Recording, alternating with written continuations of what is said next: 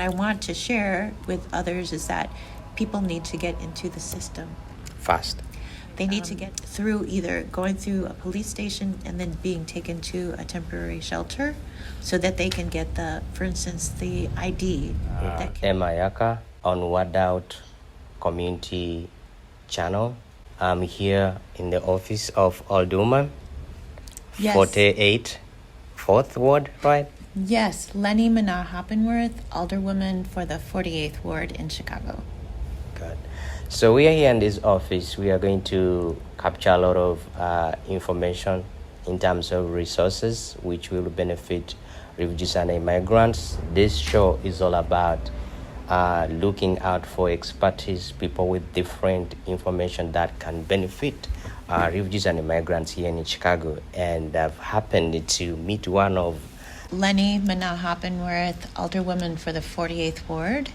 The 48th Ward includes Edgewater, Andersonville, and Uptown on the north side of Chicago. And I'm newly elected since May, so it's a few months. We're sitting in our office, which is on Bryn Mawr in Edgewater. And I'm excited because I have been assigned to 8 different committees in City Council. I'm the first Filipino to be elected in over 185 years. Congratulations. Thank you. My parents are immigrants from the Philippines, and I was born here in Chicago. And although we have a very wonderful ward, Andersonville was voted one of the coolest places in the world to live in. But we have issues, That's why I'm excited to serve on the Housing Committee, the Health Committee. Oh, wow. The Public Safety Committee, the Committee for Immigrant and Refugee Rights, the Environmental Committee. Wow. And this kind of work is going to help all of us be safer and lead better quality of life when we work together. We have a very new city council. It's the first time where nearly a third of city council is new. We have a large, growing progressive caucus. I'm also a part of the LGBTQ plus caucus because Edgewater and Andersonville and Uptown has one of the highest concentrations of LGBTQ plus people in Chicago, and also one of the most diverse, where our public schools, the 5 of them, have over 40 languages spoken. On Argyle, we have over 90 languages spoken. Wow. We truly are a destination for the world where people have planted their roots here, and we like it. We like the diversity. Right now, we are welcoming over 260 new arrivals from Venezuela. 260. Yes. And right down the street at the Field House, which is a Chicago Park District building, which has been converted into a temporary shelter for new arrivals who are seeking a better life from Venezuela, and working with many different organizations like yourself to find ways to bring them, integrate into the community and find a path towards resettlement where they have stable housing, where they have a career, where they have education for their kids and healthcare and all the services that they need, including mental health supports. Wow. Speaking of migrants situation right now in Chicago, do we have any estimate number of how many we have in Chicago so far? So in terms of the humanitarian crisis that we are in right now, with the governor of Texas sending busloads of people from the border to other cities, including Chicago. Chicago has received around 13,000 asylum seekers, refugees, and immigrants. And because since the 1980s, Mayor Harold Washington said we are a sanctuary city, and that is what we're going to live up to. Other cities have already said, no, we're full, we're at capacity, but Chicago will not. And so the same for the 48th Ward. We're also receiving new arrivals every day and making sure that they have all the basic human needs met. Shelter right now, food, pathways to education, and supports like classes for English and translation services and more. So that is what we're doing. We're working right now with the Department of Family Services and Supports from Chicago, the city of Chicago, and also this week, starting in the 48th Ward, we're going to have the Illinois Coalition for Refugee Rights, also helping with case management. Do we know the reason why Texas sending migrants here in Chicago? I can't understand the minds of people except to know that Illinois is basically become a border state. And so we have an obligation to come together to find ways to bring people in and make sure that they have all that they need. Yes. Despite what the circumstances are, people should not be used as pawns for political gain ever. So it is incumbent to work with our federal representatives, our U.S. senators, Senator Durbin, Senator Duckworth, and also our Congress people. In this area, we're represented by Jan Schakowsky, but we also have representatives in Illinois, such as Congressman Chuy Garcia, who's fighting for the acceleration of humanitarian parole and work authorization so people can have gainful employment. Yes, because we need a pathway towards sustainable quality of life, and that's one way to do it. Speaking of needs, what are the highest needs of migrants you are seeing, and what resources are available to assist them in terms of legal, language, access, shelter, food, medical, transportation? Some come with nothing at all, so they need everything.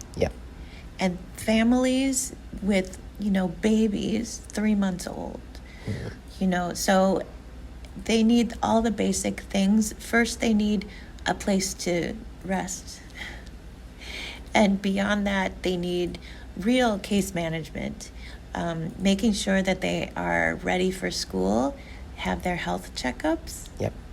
And then also not just physical, but mental health supports as well. These are folks who have gone through such circumstances.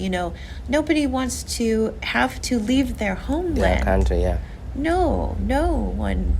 I think that in the best circumstances, you would be born and you would live your life in your home. In your home, So we need to listen and make sure that we're listening to all the needs and make sure that they're met, including the very basic human necessities. But essentially housing and then legal services to make sure that they have the pathway to all of the things that they need, including appointments to their hearings if they are seeking asylum, including anything else that they might need, especially for women and men who might be suffering from gender-based violence, because it's very stressful, including those who need support for drug or alcohol, and making sure that our young kids have a pathway towards education. This is the kind of checklists that we need. It's like a humanitarian passport. What do you have? Do you have all the basic necessities, and then we'll move on from there? Do we have a challenge with the legal services so far, like in terms of capacity? Because I've seen many asylum seekers who are waiting for their hearing. they are giving them almost 1 year to get towards that. And in this period of 1 year, they are not working. How are they going to survive in this period? I don't know what kind of resources does government preparing to support this population with legal support system. Yes, that is the letter that was created by Congressman Garcia and signed by my Congresswoman Jan Schakowsky to push on the White House to accelerate the process for work authorization. It really is a federal level, but here at the municipal level, we are feeling the pressure because mothers want to work, and then compounding that with what the rules are in the temporary shelter is that mothers and fathers are not allowed to leave their children with a trusted friend. And so how are you supposed to work if you have a child on your side too? Yeah. So we are also creating barriers where there shouldn't be. We should make it because people want to work, and the fact is people are finding without the paper. So is that acceptable? It is happening. Okay. It is happening because, frankly, people are hiring. And this is how many families start out. Surviving. And they are surviving and have been here and now have children of their own because they have survived. You know, over the decades, it was much easier to start a family here. Yeah. We are, you know, unless you were, you know, of an indigenous descent or came here because of, you know, slavery, everyone started as an immigrant starting their life here with nothing and depending on each other to have food, but you need capital to do that, and you need work. And so, frankly, people are finding work. What I don't want is for people to be exploited, because this is the underground economy that exists because people are in survival mode. Yeah. And there are predators who are there who are welcoming the environment where people can be used and exploited. And so as we're pushing our federal government to do more, we can't ignore the fact that this is already happening and people are finding work, and sometimes not in the best work that is good for their health or their interests of their families. Dangerous work because they need to survive. As they are waiting for their hearing, are they qualifying for any government benefits, let's say food stamp, Medicaid, things like that? Yes, absolutely. And that's one of the things that we have to do. And this is why it's important for people, when they come here, they're being dropped off at bus stations, for instance. Yeah. For them to go to either a police station, to go to a temporary shelter, to go to resettle. But you need to be in the pipeline. Yep. So I know some well-meaning people want to help by adopting people and families into their homes. But what I want to share with others is that people need to get into the system fast. They need to get into the system first, and they need to do it through either going through a police station and then being taken to a temporary shelter so that they can get for instance, the ID that can be provided by the city now that they have the address of being in a temporary shelter. Yep.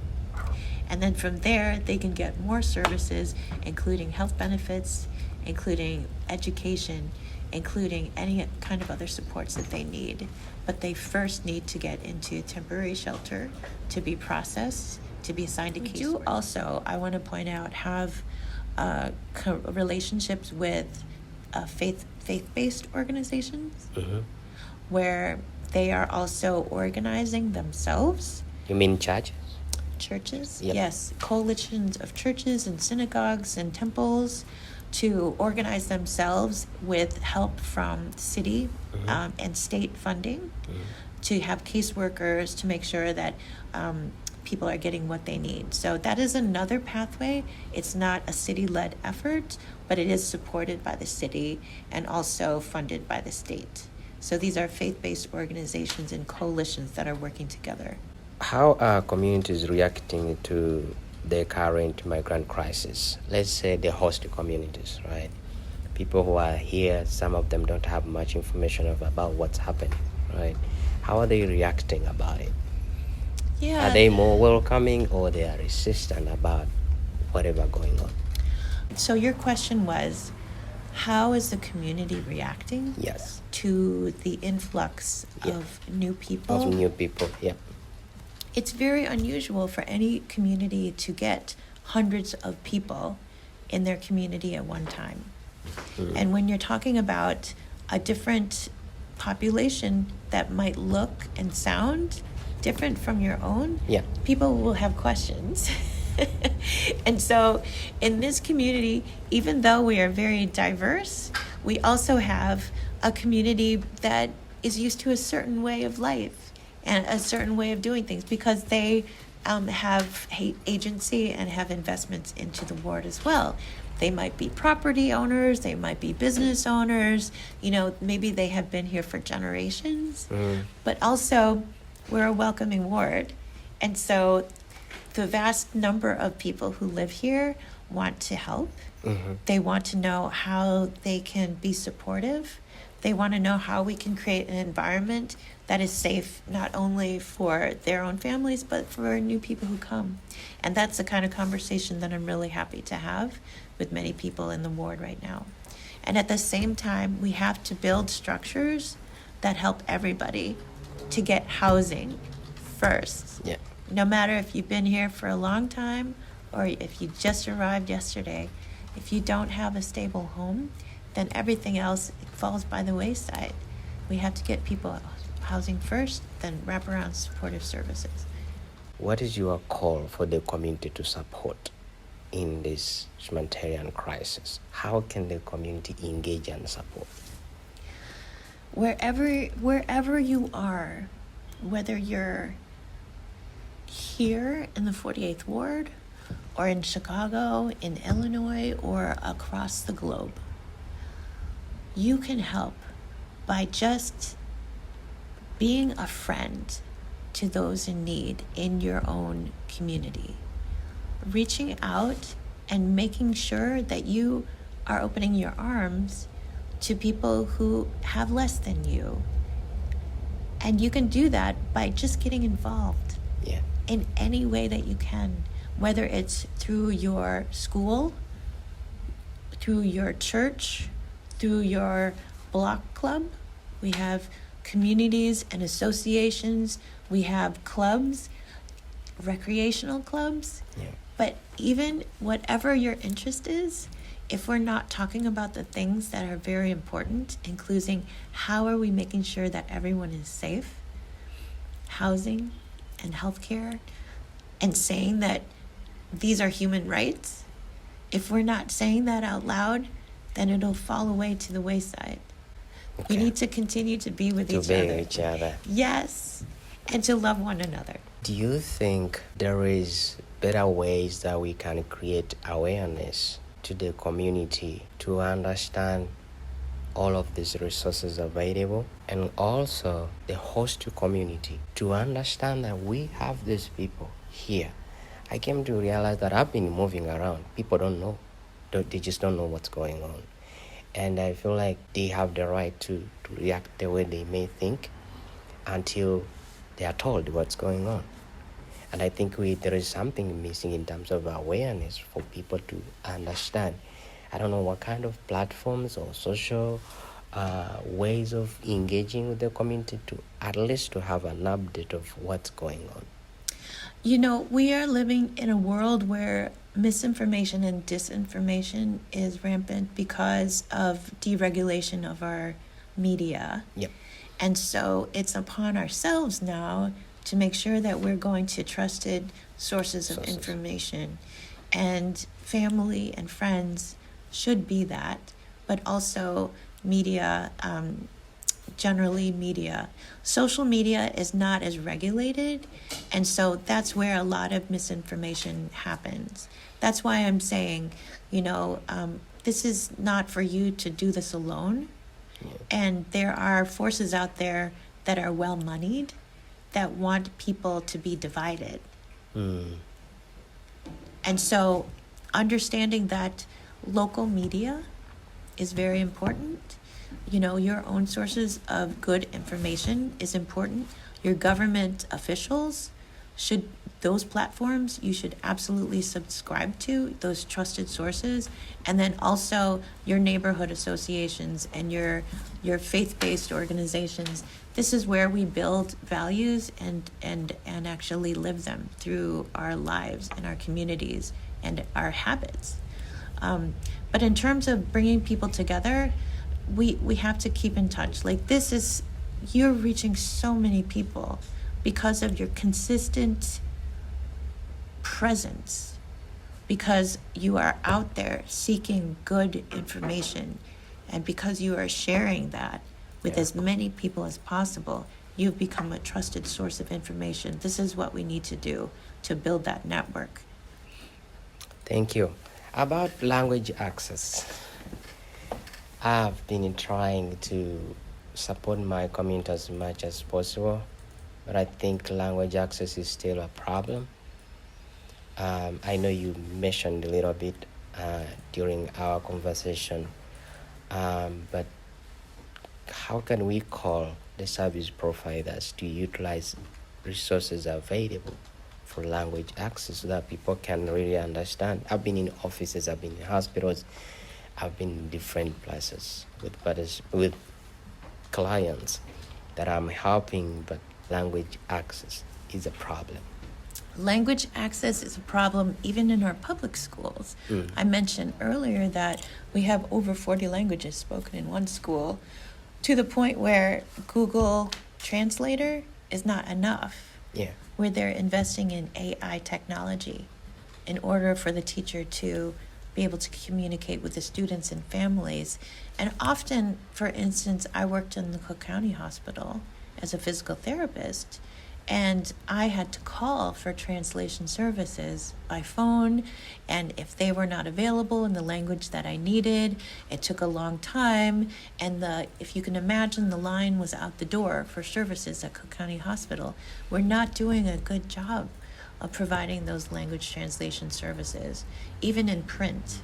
So it needs more funding. It needs people to advocate for that, to make sure that it is available to all of us. I work in the organization I work. I found very important. We identify people within themselves in the community, and we hire them, and then they are able to be available to provide language access, and it has been more effective than even online interpretations. And as we are receiving many migrants, there are more languages coming in that we have never thought about it. And we are just still figuring out things. So I think we need to call every service providers to the best way to get the information that you need and to effectively give services to people with non-English. You need to have interpretation service available. Yes, because too often in schools or hospitals and nonprofits, it's incredible to me how we don't hire, and then we expect the people who are not hired to do that work to pick up the slack. And so we're burdening our own systems because we're not investing. Yes. Any last word to my audience or to your community? I just want to thank you so much, Emma, for all the work that you're doing, not only in this neighborhood, but really your reach is global.